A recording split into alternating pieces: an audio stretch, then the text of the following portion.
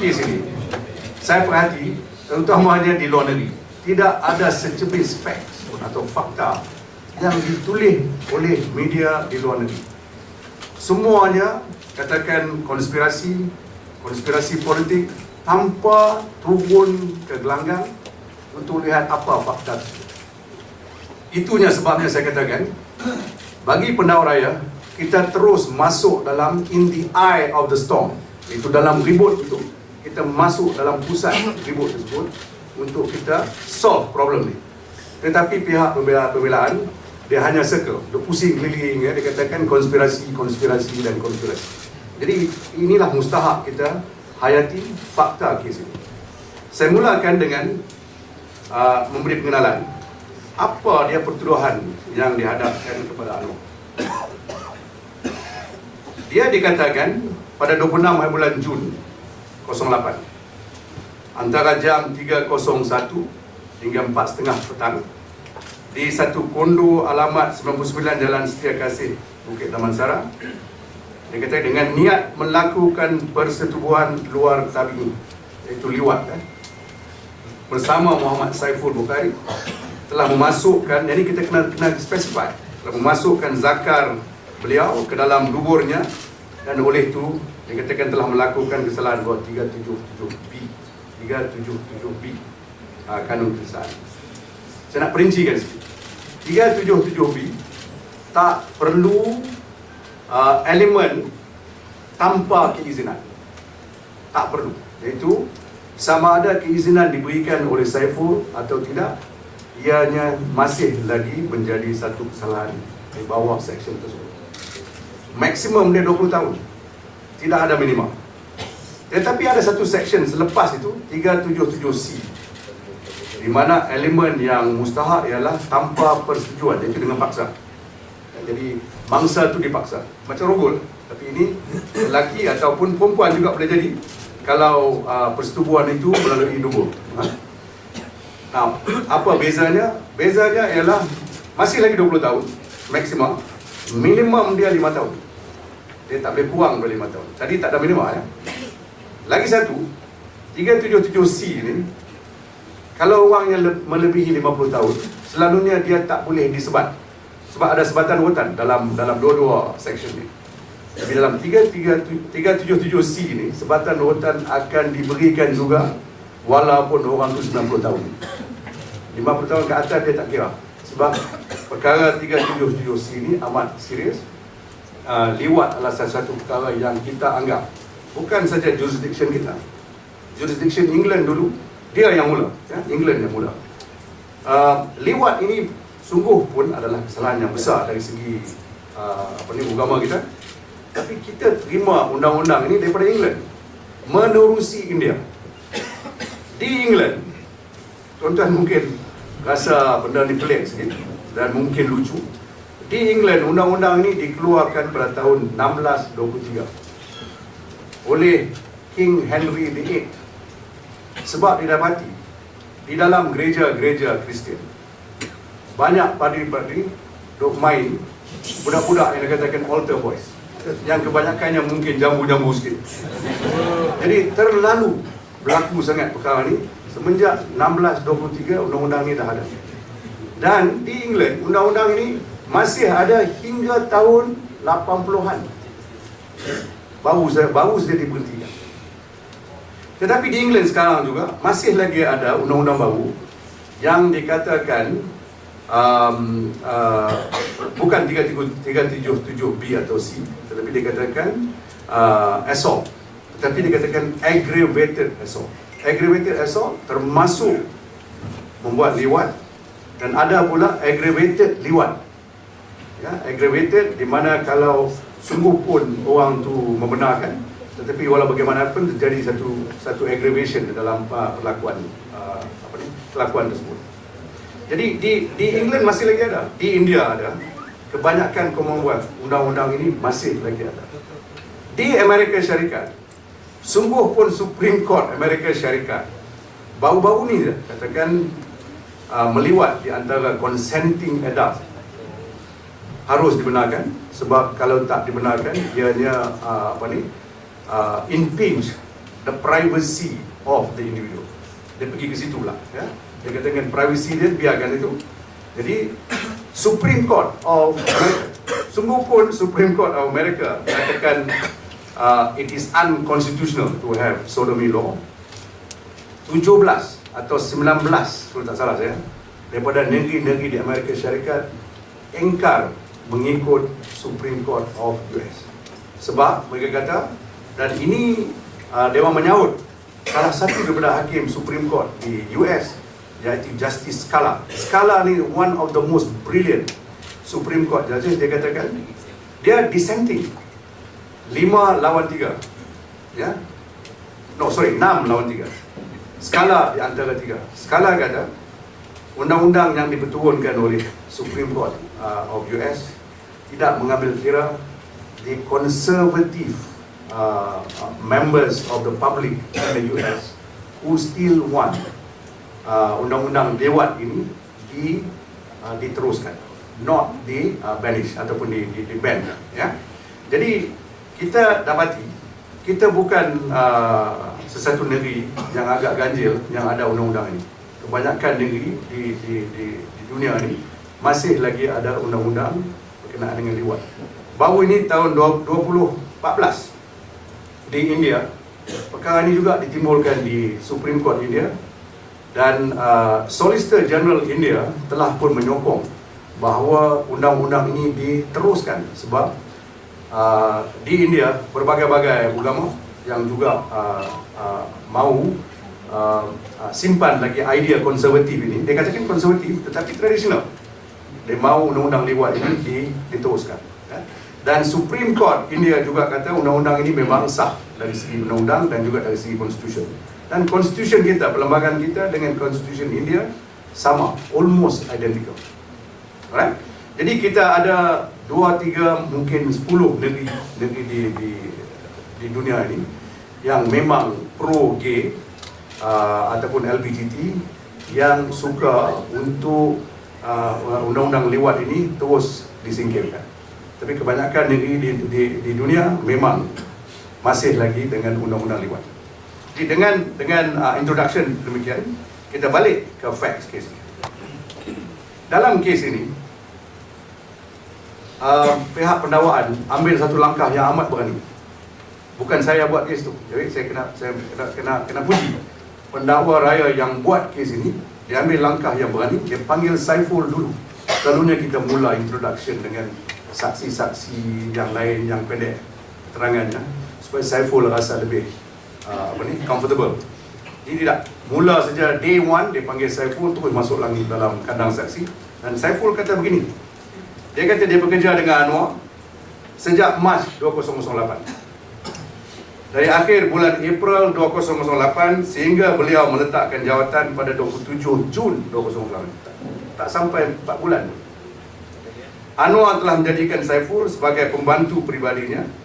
Beliau telah diberikan layanan istimewa oleh Anwar sehingga tahap Saiful merasa tidak selesa dan segan.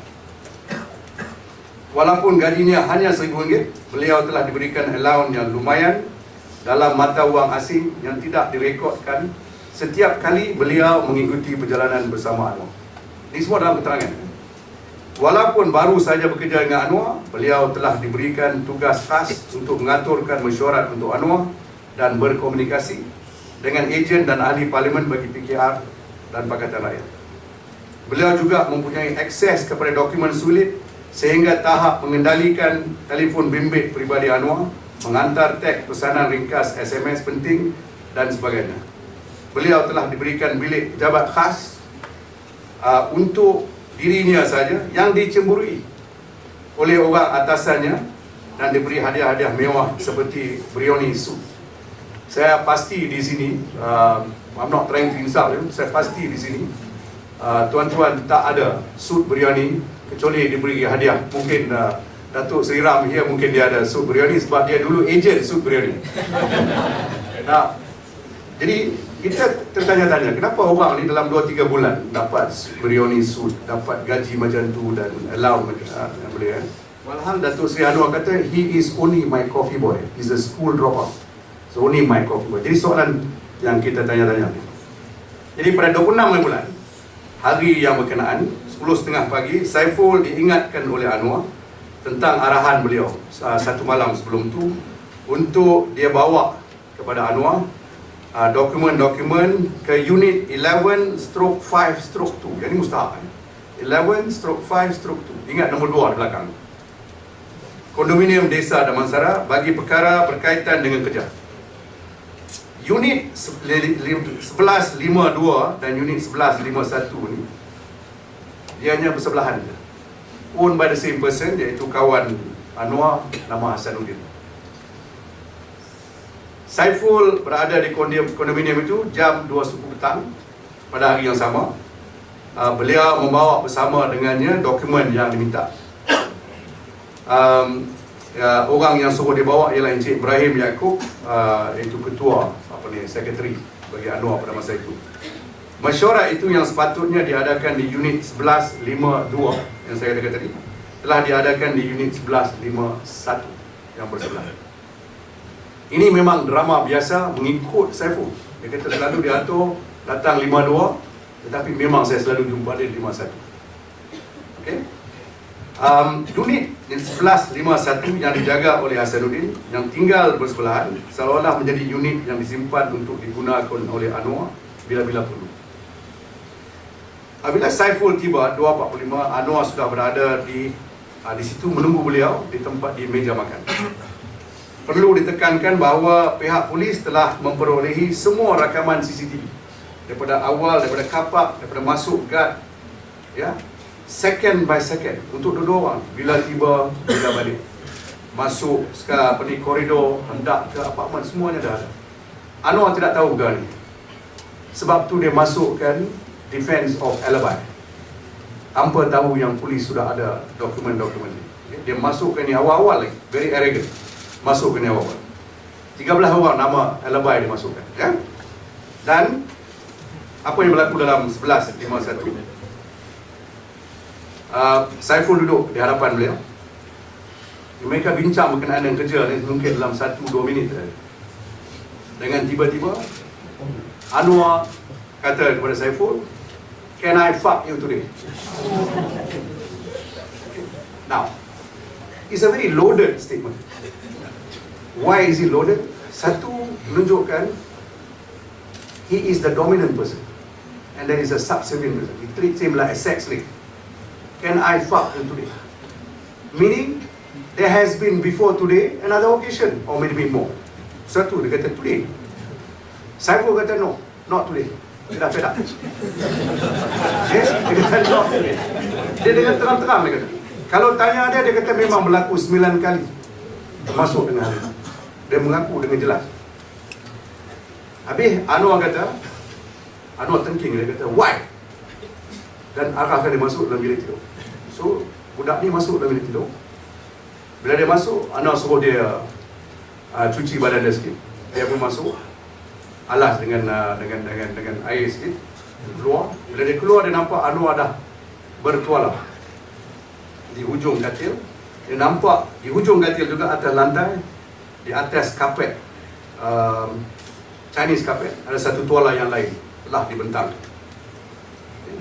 Anwar approach dia, cakap dia, okay, this is all in camera, but I have to tell you, this is the true story, masuk dalam evidence, ya. It is now public document. Anwar cakap dia dan mencubit-cubit dia punya puting dedek dah ada belah kiri. Belah kiri ke belah kanan. Okay. Dan seterusnya dia tanya Saiful, ada bawa KY jelly? So Saiful kata ada, sebab Saiful jawab, dia kata dalam mahkamah, kalau saya tak bawa memang teruk saya. Sebab KY jelly helped him not to be injured. Jadi Anwar asked him to take the position on the floor. Saiful describe the position yang dia ambil tu ialah sujud menongging, because that's the position he took, and that's why he was so angry. He feels so humiliated semasa benda tu berlaku. Orang yang went through this will be able to describe this. He described in the greatest of detail.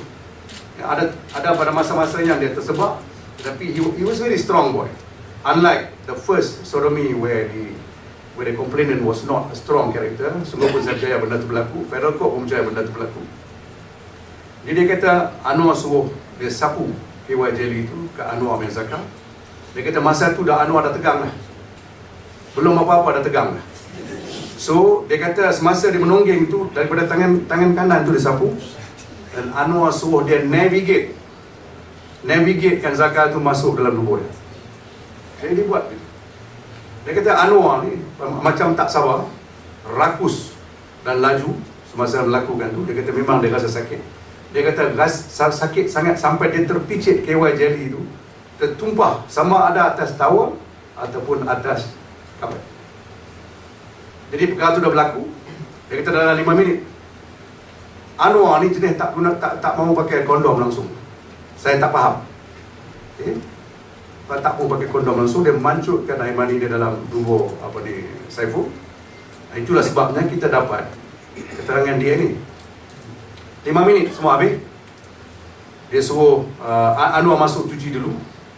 Kemudian Saiful masuk selepas tu. Bila Saiful dah pakai baju, Saiful kata dia, mungkin sebab kemarahan dia tu, dia kata saya basuh sikit dia. Dia kata tubuh saya tu saya tak mau basuh pada permulaannya. Dia tanda tanya juga, sebab dia marah sangat. Mungkin hari tu dia nak lost support, mungkin kan. Jadi bila dia keluar, Anwar dah duduk tempat yang mula tadi, di dining hall. Ini mustahak. Ada Nescafe 3-in-1 dah serve, somebody has served it. Jadi ada orang-orang yang bersubahat. Karipap daging pun ada. Okay, Anwar suruh dia makan karipap daging 20 minit. He left. Okay, he left. Bila dia balik, esok hari tu, dia tak tahan, dia tulis surat untuk resign. Tapi oleh sebab dia ni budak yang polite, dia bagi sebab-sebab yang lain. Dia kata dia tak begitu pandai, tak cekap kerja, dia tak nak resign. Dia kata dia malukan Anwar. Tapi bila dalam mahkamah, dia kata sebab yang dia nak resign, sebab dia kata dia tak tahan lagi diperkosa macam tu. Kemudiannya, pada yang tu pada 28 dia bawa dia punya uncle ke nama Tuah untuk pergi ke hospital. Dia bawa pergi ke hospital Tawakal. Hari tu hari Sabtu. Jadi pukul 1 hospital tu dah tutup, tak ada orang dah. Doktor pun dah balik. Jadi dia orang advise, dia kata di sini tak boleh buat. Jadi dia pergi Pusrawi almost the same road. Jadi ke Pusrawi. Sekarang ni mustahak. Sebab kita nak tunjukkan, kalau ada konspirasi, tentu kita dah atur benda-benda untuk melicinkan. Yang dia pergi Tawakal, tu dia pergi Pusrawi, jumpa pula satu lagi doktor yang mahkamah sendiri kata tak boleh dipercayai doktor ni. Credibility dia zero. Kita nanti bagi tahu kenapa mahkamah buat putusan tu. Doktor ni nama Dr. Osman daripada Myanmar. Dia kata dia examine Saiful. Dia kata semasa dia nak masuk proctoscope, iaitu satu alat masuk dalam tubuh untuk lihat. Semasa nak masuk tu dia kata dia kena Saiful kata dia diliwat oleh VVIP. Dia beritahu nama. Doktor ni pun berhenti. Dia takut. Dia kata you better go and see the GH because they are more equipped with all the forensic. Dia sendiri advice. Yang ni mustahak. Dia sendiri advice, dia kata pergi ke GHKL. Jadi dalam keterangan Dr. Osman sendiri. Jadi macam mana Saiful landed up in GHKL is because of this doctor. This doctor gave evidence in favor of Anwar for some reason or other. Jadi kalau kita nak katakan konspirasi, how does this work? We don't understand. How can conspiracy work? So he landed up in GHKL pukul 3.30. Okay, pukul 3.30. Saiful finally was examined at 9:30 at night. Sebab protokol dalam GHKL, dia kena register, dia kena buat police report dan sebagainya. Jadi kita tanya soalan, kalaulah konspirasi, takkanlah budak ni torture sampai 3.30 sampai 9.30. Alright, now 3 doctors examine. Sebab the minute they heard nama Anwar, dia kata we better take care of the way we do this, must do it properly. 2 doktor Melayu, semuanya pakar. dan satu doktor Cina juga pakar, dan satu perempuan, doktor perempuan yang membuat preliminary notation, note. Jadi 4 doktor semua. Nah, apa yang berlaku? Pada hari tersebut, iaitu pada 28, di pusat krisis sehenti, iaitu OSCC, One Stop Center, Crisis Center, One Stop Crisis Center, 3.30, Dr. Khairul Nizam Hassan, Dr. Muhammad Razali Ibrahim dan Dr. Xiu Feng buat examination. Bila dia orang buat examination, cerita Saiful ni dengarin, dia ambil swab daripada puting yang dimanakan Anwar dia kata mencubit-cubit. Jadi Anwar punya DNA mungkin ada di situ, dia ambil swab. Daripada dalam tubuh pula, dia keluarkan upper rectum 4 cm, 2 swab dia keluarkan. Masuk ke dalam botol 2, dan kemudian lower rectal dia ambil lagi 1, dan surface of the rectum lagi 1. Jadi surface ni kira belum masuk, dia ambil 1 lagi swab. Semua swab-swab ni saya pendekkan cerita, sebab bila tanya saya nanti berkenaan dengan DNA, saya akan ceritakan macam mana DNA ni buat. Bila doktor ataupun chemist buat test, dia dapati dalam upper rectum dan lower rectum bukan sahaja ada DNA Anwar, tetapi sperma Anwar masih lagi ada. Dah 56 jam. Jadi sperma tu ekornya dah hilang. Semua ekor-ekornya dah hilang. Ini menunjukkan dia punya kebusukan dah mula berlaku. Okay? Jadi konsisten dengan cerita Saiful bahawa dia diliwat 2 hari dulu. Dia tak pergi Yaman. Dia sendiri kata dia mungkin dia tahan, mungkin sebab sakit dia tak rasa nak pergi Yaman. Okay?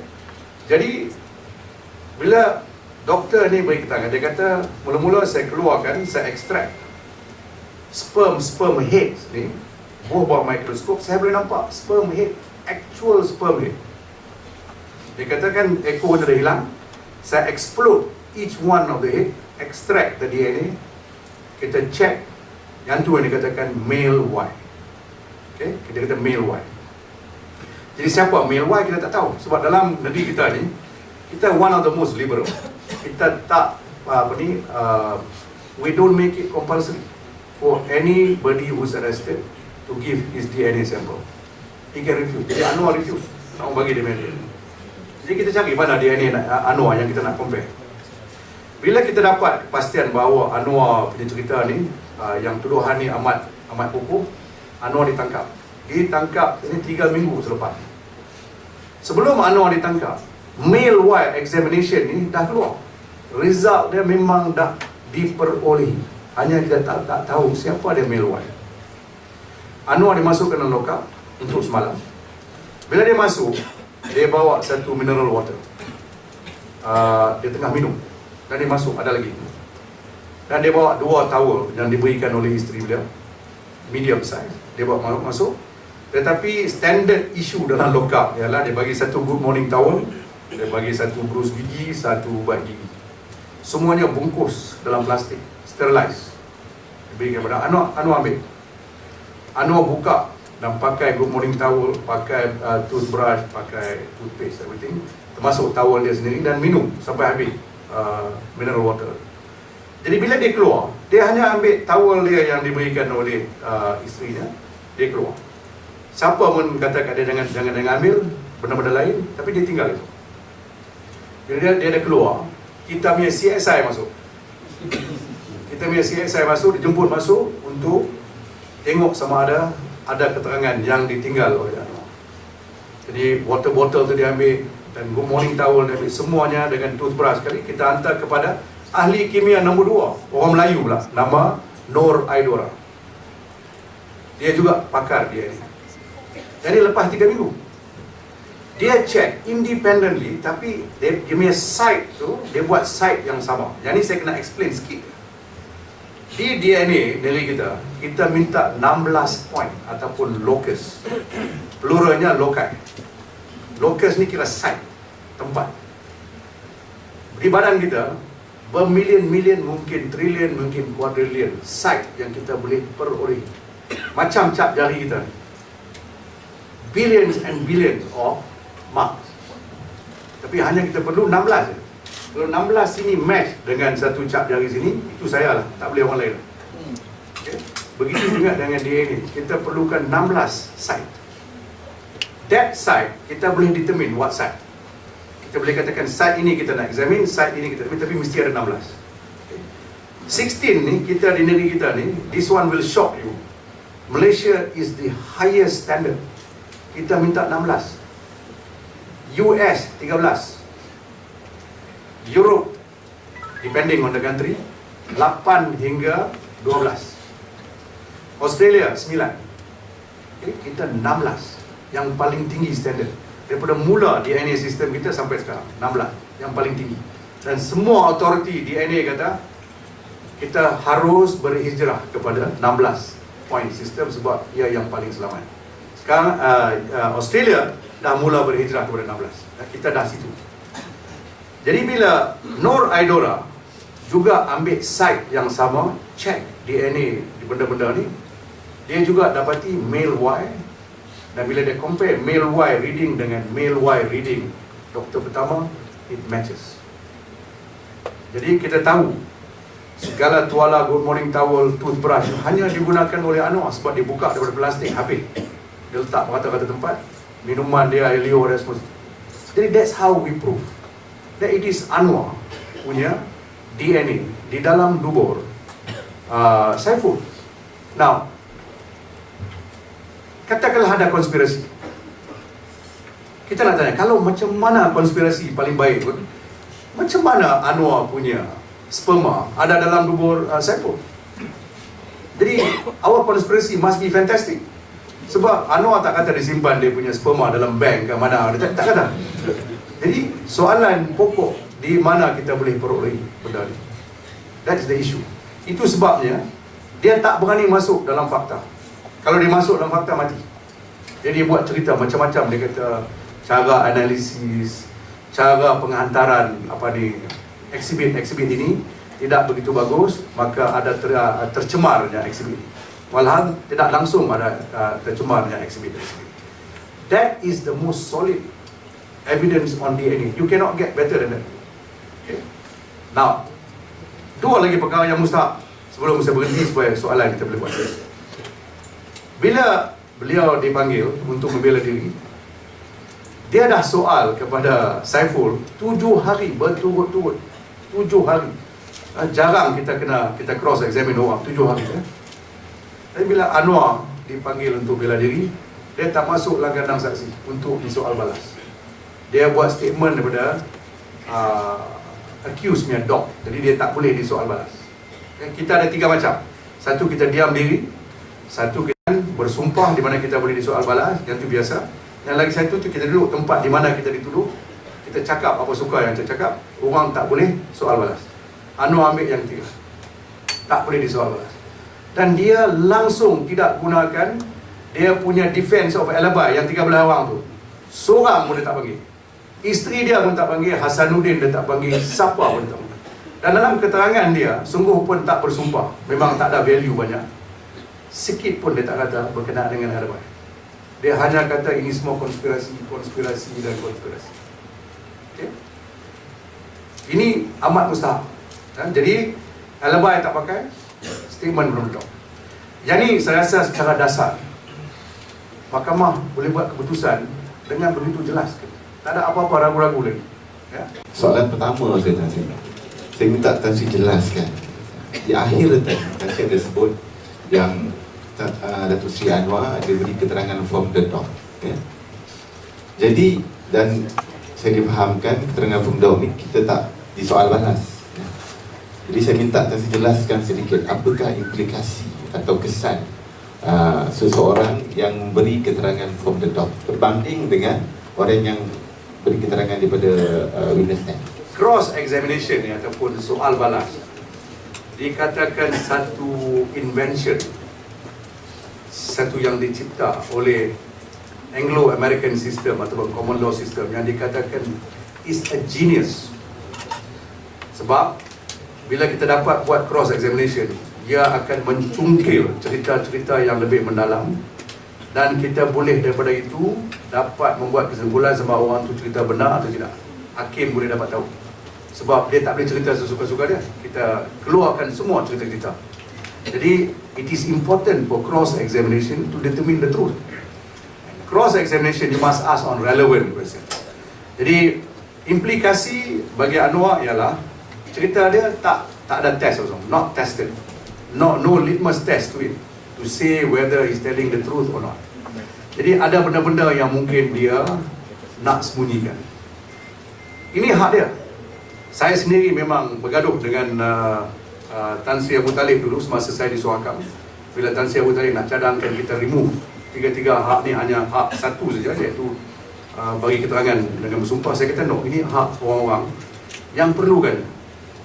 Saya pernah gunakan hak ini semasa dalam kes Adam Rambo. Bila saya bela Adam Rambo, ingat tak? Adam Rambo, Private Adam. Kenapa saya gunakan ini? Sebab dia, Adam Rambo ini cara pemikirannya berlainan daripada orang lain. Dia ada defense of temporary insanity, dan saya rasa pemikirannya tidak begitu lancar. Ia adalah orang yang disebut dalam bahasa Inggeris vulnerable person. Jadi selalu hak ini digunakan oleh vulnerable person, orang yang lemah pemikiran. Anwar is not like that. Anwar is such an articulate speaker, bijak, dan boleh keluar daripada mana-mana saja soalan yang ditanya, dia boleh jawab. Tapi di mahkamah, dia tak berani masuk dalam kandang saksi untuk disoal balas. So implikasi dia ialah hakim kata dalam keadaan sedemikian, kita tak boleh percaya dia punya keterangan. Dan keterangan yang diberikan tidak langsung relevan. Semua dia kata hanya konspirasi. Tidak langsung ada keterangan yang diberikan untuk menidakkan sebenarnya apakah keterangan pembelaan Anwar itu sendiri. Logik ke orang yang umur 60 lebih, sakit belakang, boleh merogol orang muda berumur 23 tahun yang sihat walafiat.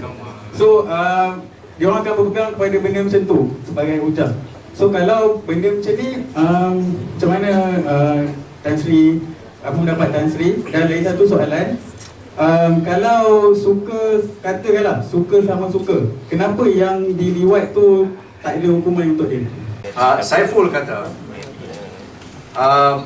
dia tidak rela, dia tidak rela dilewat, tetapi dia terpaksa menyerah.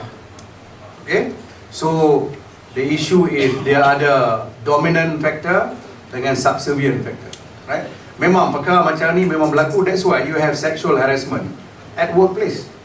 In America, it's a big thing. Yeah, but because this is Anwar, it is not big in America in relation to this is actual sexual harassment at workplace. Jadi, if you take together with the issue of the KY jelly being used, there is no resistance by Saiful. Sungguh pun dia tak rela, dia kata. The question is, can Anwar perform it? The answer is yes, because he did perform it. Then Anwar appeared after he was arrested. He was interviewed by Dr. Jayendran, who was in fact the director of KL Hospital. Very eminent physician. In the course of taking notes, and this is in the note, because Anwar's private part and everything all was examined, he asked Anwar, when was the last time you had sex with your wife? Dia kata hardly a week ago. And the doctor went into detail the position and all that, and Anwar described it. So for Anwar to say very selectively, certain time he's got back problem, certain other time he doesn't have back problem. When you have sex with the wife, he doesn't have back problem. So the issue is, does he really have a back problem? Right? I don't know whether I've answered you clearly on that. And then, sorry, you asked me also why no action against Saiful. In 377B, it does not matter whether the person consent or not. You commit the crime, because we are a religious-based society.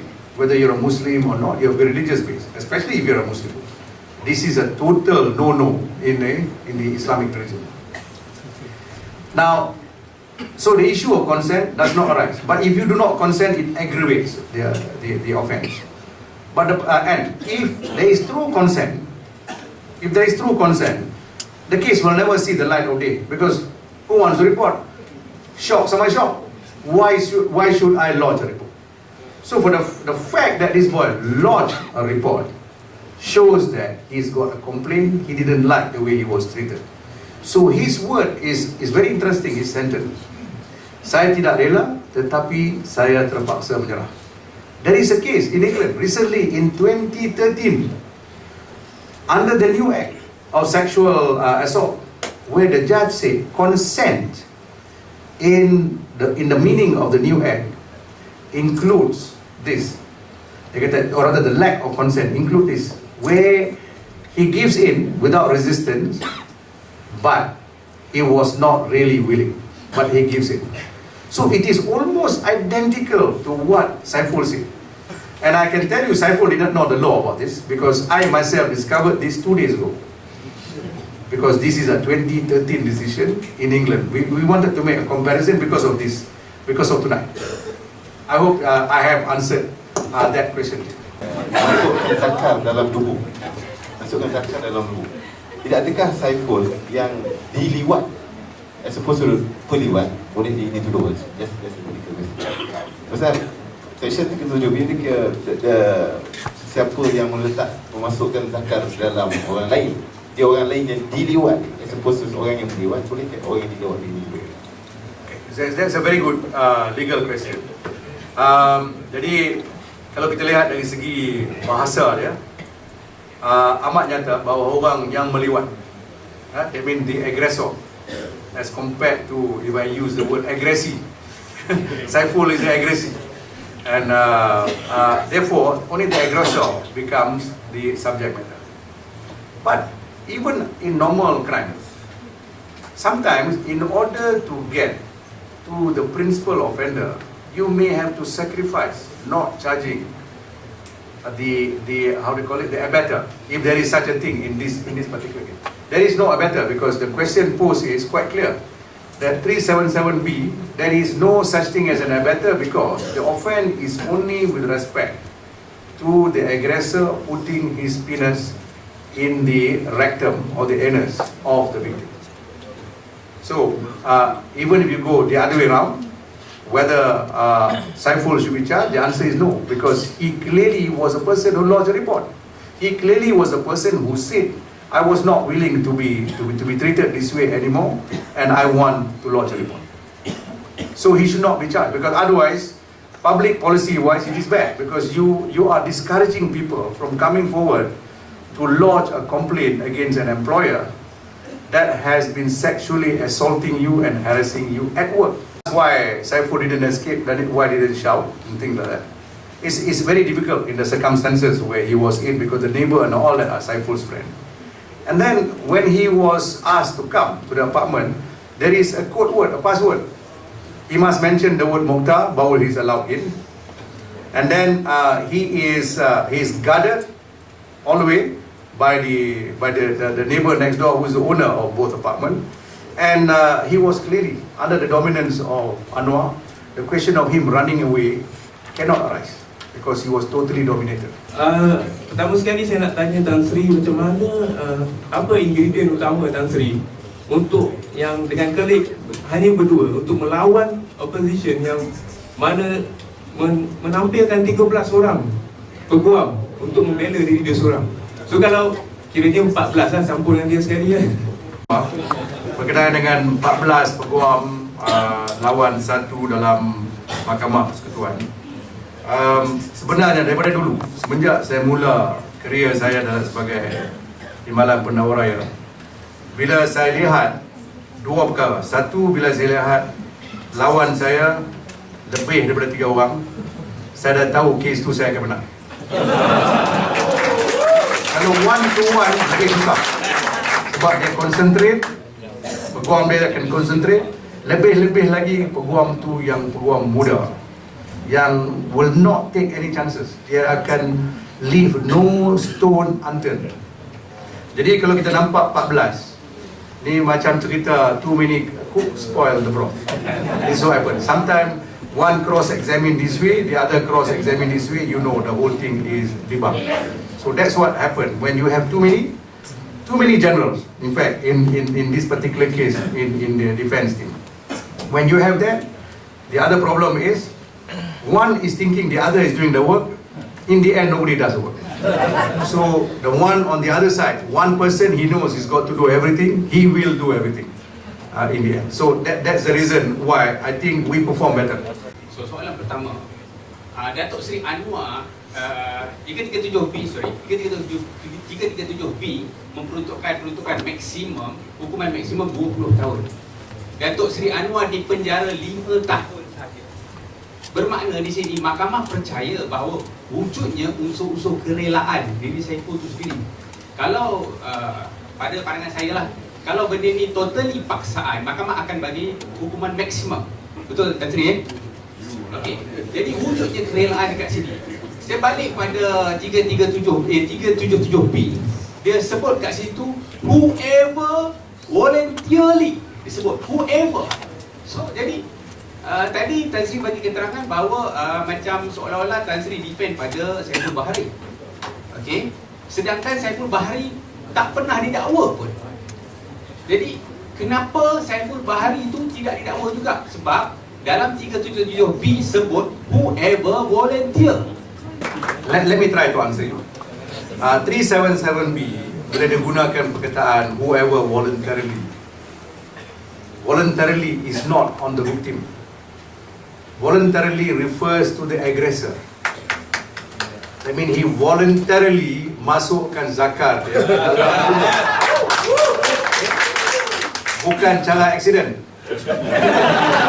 Nah, cara accident ni boleh berlaku, kadang-kadang melucukan. Saya buat satu kes di Pulau Pinang. Budak muda yang angkat tank gas.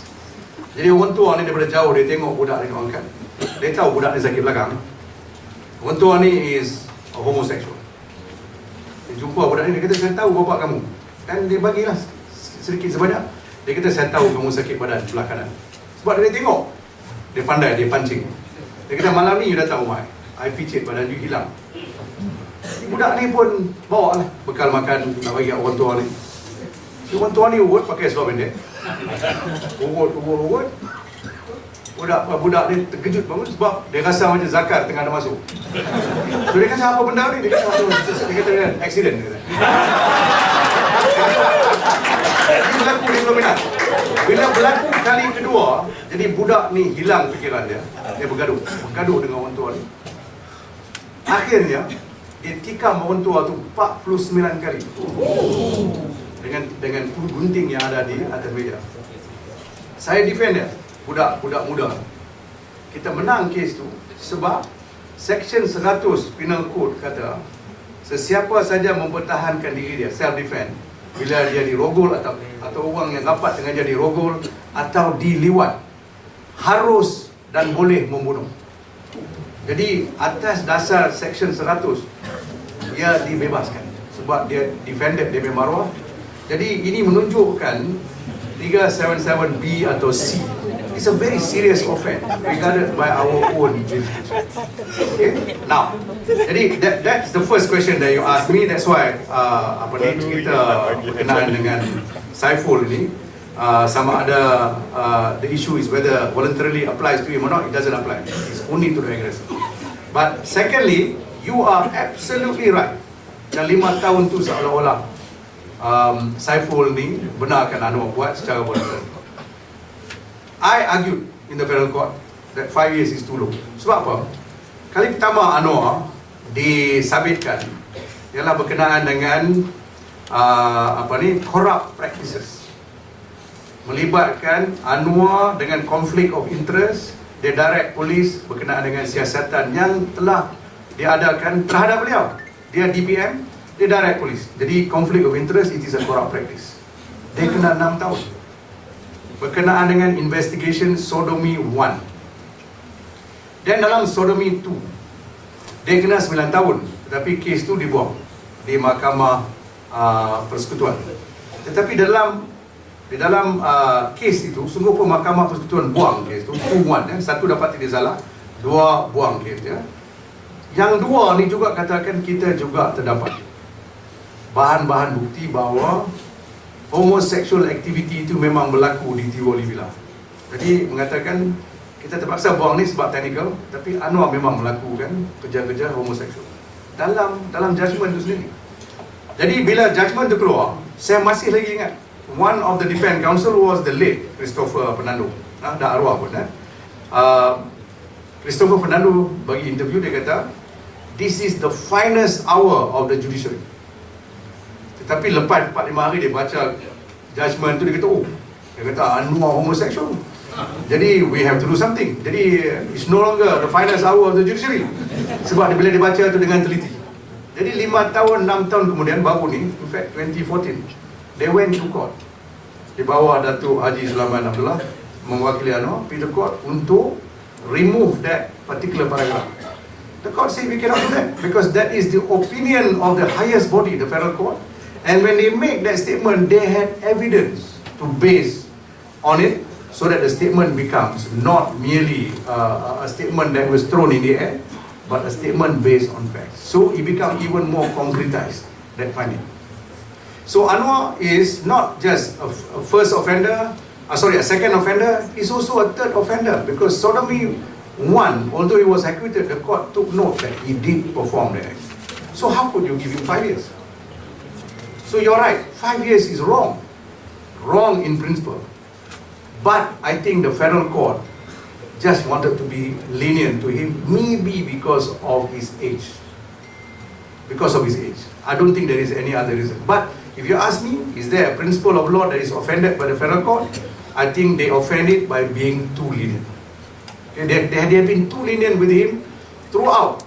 In the High Court, they give him 69 times adjournment.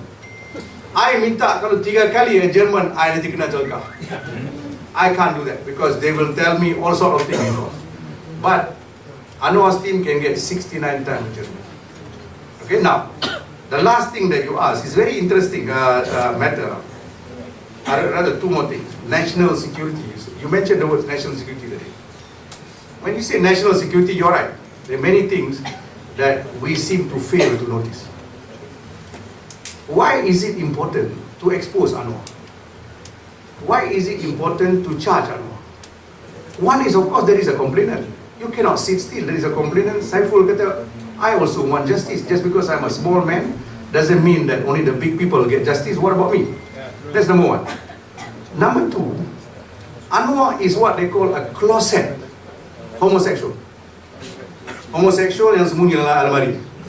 Dia tak berani kata saya homosexual. Right? Bukan macam di negara-negara lain, macam you remember the Canadian Prime Minister, I think Trudeau, he said he was a homosexual.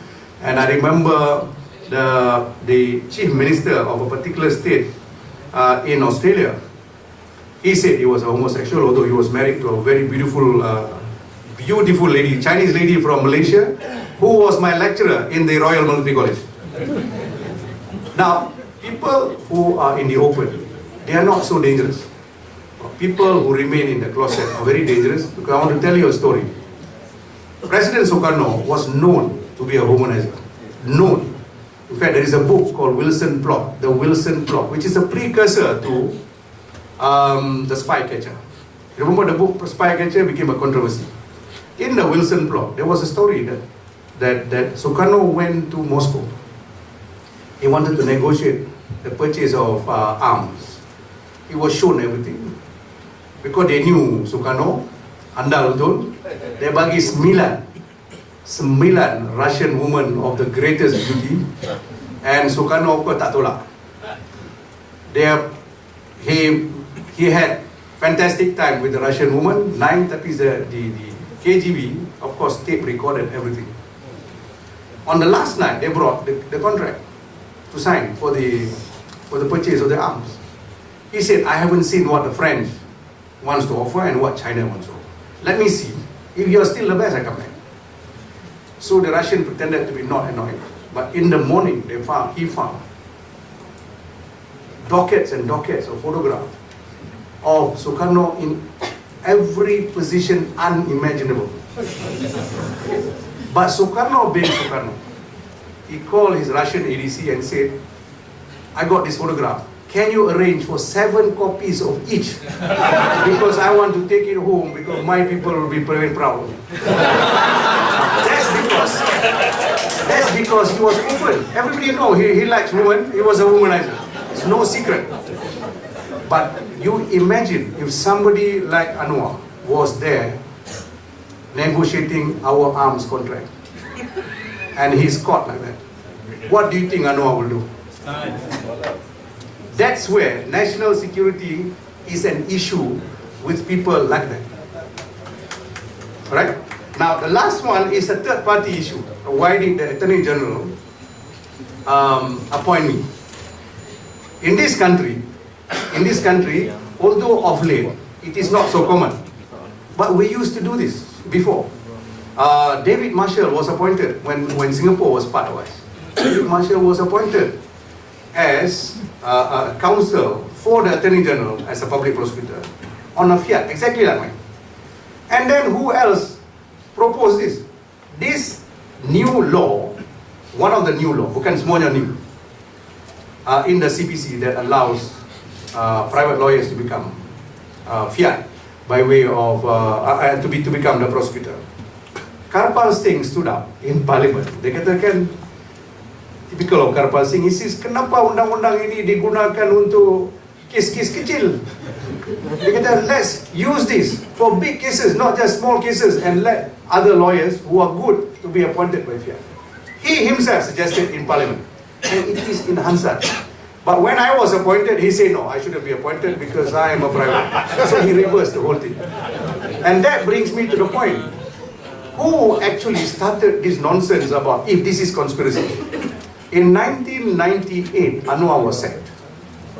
You remember, he was alleged about his homosexuality. But 1997, Karpal Singh met Aziza, the driver of Aziza, met Umi Hafilda, and met Dr. Ristina, the dentist. Karpal Singh met, took instruction from them.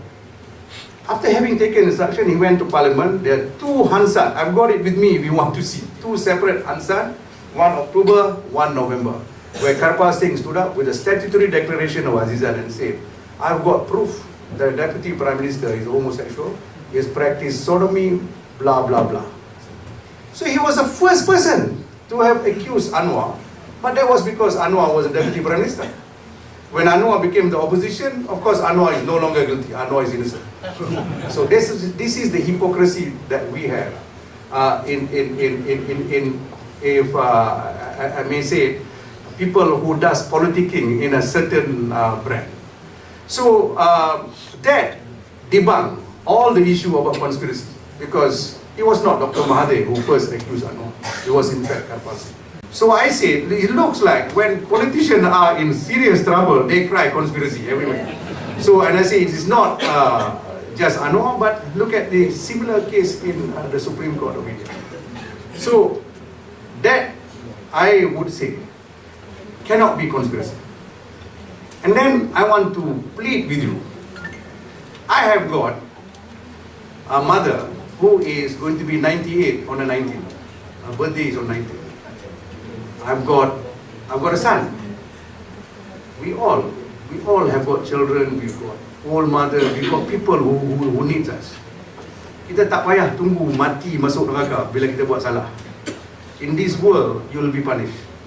I will never sanction any activity towards fixing someone like Anwar, to send him to 5 years jail when he's got his children, he's got his wife, who are all innocent people. It's got nothing to do with all these conspiracy or all these activities. I will never do it, even if it was a direct order, which will never happen, from say Datuk Sri Najib and say you fix this man. No way I will do it. I will never ever do it. I have never done it. So I will therefore say, if you look at that scenario, that is the reason why I said I am willing to go and take oath on Quran anyway. You ask me a direct question, do you believe or not that Anwar is guilty and therefore you took up the case, my answer is emphatically yes.